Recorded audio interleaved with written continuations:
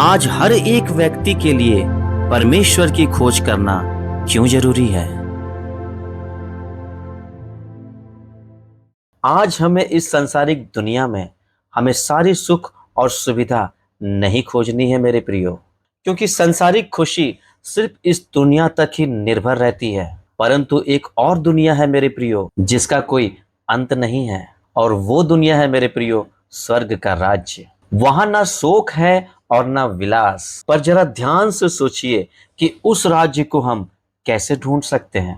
Simple सी बात है मेरे प्रियो, हमें इस संसार की खुशी पे अपना ध्यान व्यतीत नहीं करना चाहिए, बल्कि हमें उस महान परमेश्वर की खोज करनी चाहिए जिनकी योजना हमारे जीवन से बहुत ही महत्वपूर्ण है। जी हाँ मेरे प्रियो, अगर खोजना ही है तो उस अनंत शांति को खोजिए जो परमेश्वर ने आपके लिए रखी है।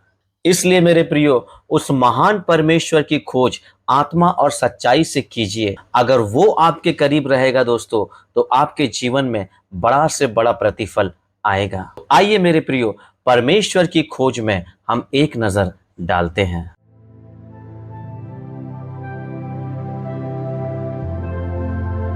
आज हर एक व्यक्ति को परमेश्वर की खोज करना क्यों जरूरी है?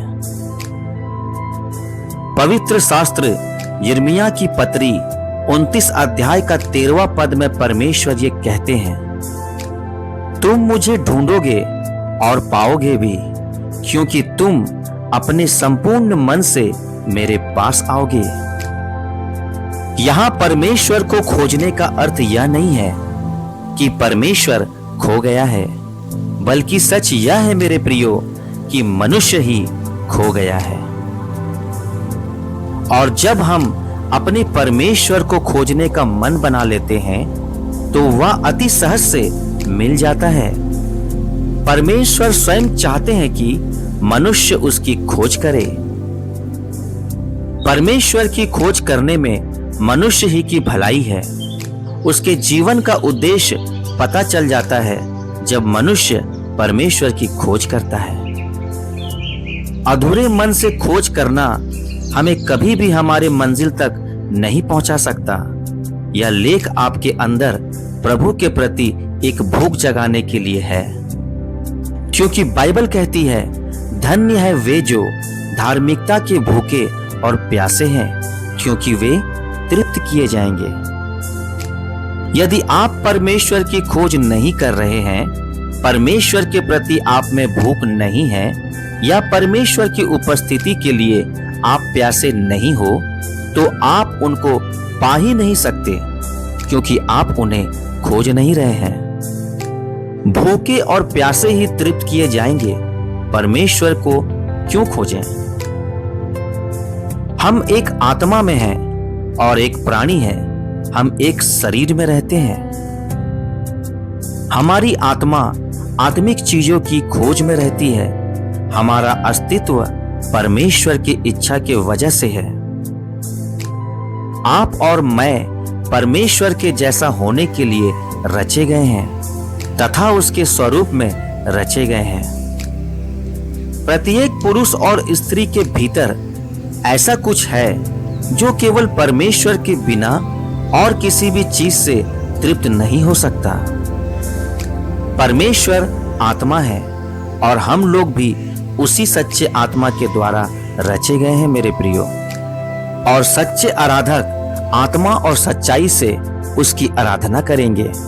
यदि आप हमारी खोज को परमेश्वर की दिशा में न मोड़े, तो हमारी आत्मा सच्चाई को कहीं और ही खोजने लगेगी। शायद बुद्धिमान सुलेमान ने यही गलती किया, और जिसके कारण वह कहने लगा, सब कुछ व्यर्थ है, सब कुछ व्यर्थ है, क्योंकि वह सही चीज को गलत जगह ढूंढ रहा था।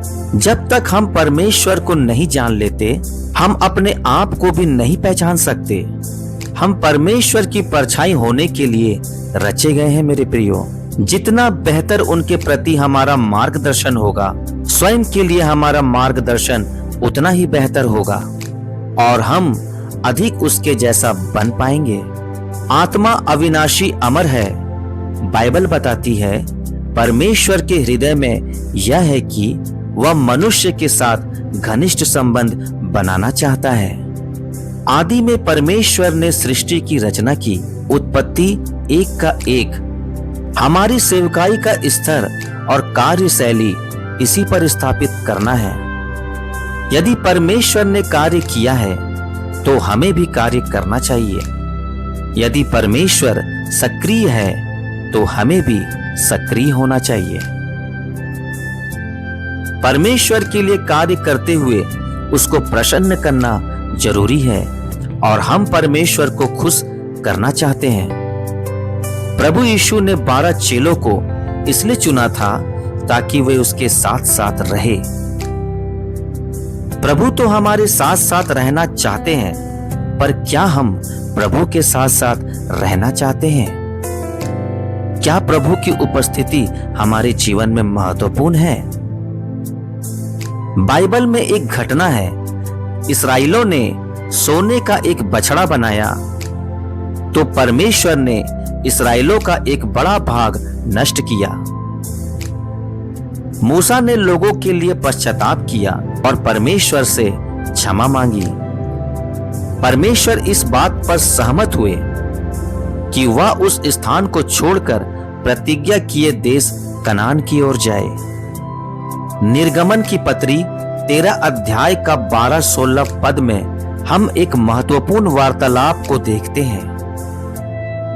कौन सी बात हम परमेश्वर के लोगों को दूसरों से अलग करती है?